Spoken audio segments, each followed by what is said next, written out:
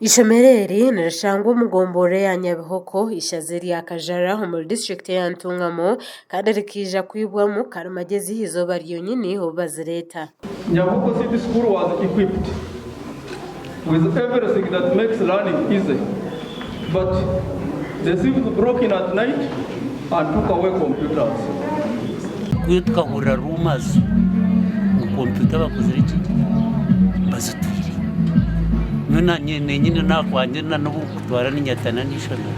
rutine nekire ni mangu na computers ruko mushoro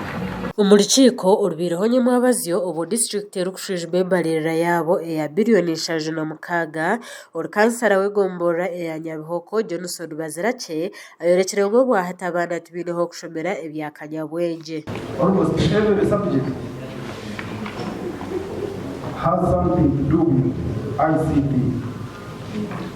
So recently, bakatohereza computers konga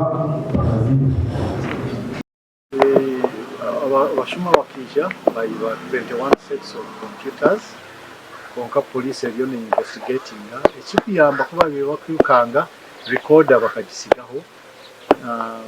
We hope neza kutulidinga konka kuvuna bagambira kibi Ishomereri nugorohereze kumbe kwa government nko muringo gwo kwitya hiyo byobwegese kandi abaturage ba Nyabihoko bashobora computers zine kubazatwirwa bazitiremo computer bazitire bakaziba nko kuba kwiba ngani zazatirwa bakaba babire bazirimo n'ababiri kubanga tine umugabe na manyangu nko mu office batekamo computer ibya computer kasoga ikatizira kubimanya kije kubimanya hamwe bakakwata computer bazimushemwe tubateka umuseka basiga police kandi police yo governance wiketa bwiri so mwana bakabine kurondo umusirikare bakamuteka akakumachi computer azisho Amaisho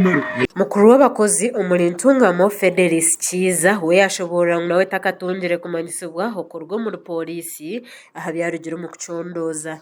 polisi iriyo necondoza ababire barya hamwanya